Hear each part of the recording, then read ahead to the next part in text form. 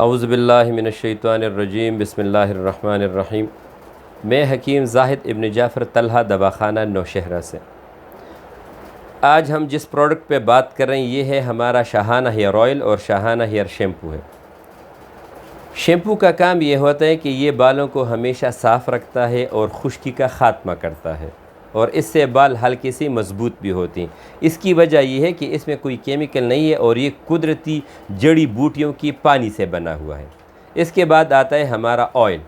Oil का काम ये होता है कि ये हमेशा बालों को मज़बूत रखता है और अगर किसी भी मर्द या औरत के बालों के दो सिरे बनते हों तो ये उसको मुकम्मल ख़त्म करता है। और अगर किसी की उम्र 35 साल से कम है और वो इस ऑयल का हर 3 दिन के बाद इस्तेमाल करता है तो उसके बाल इंशाअल्लाह ताला नेचुरली काले होना शुरू हो जाएंगे। इसको अगर किसी को चाहिए तो इसमें हमारा व्हाट्सएप नंबर है। अस्सलामु अलैकुम।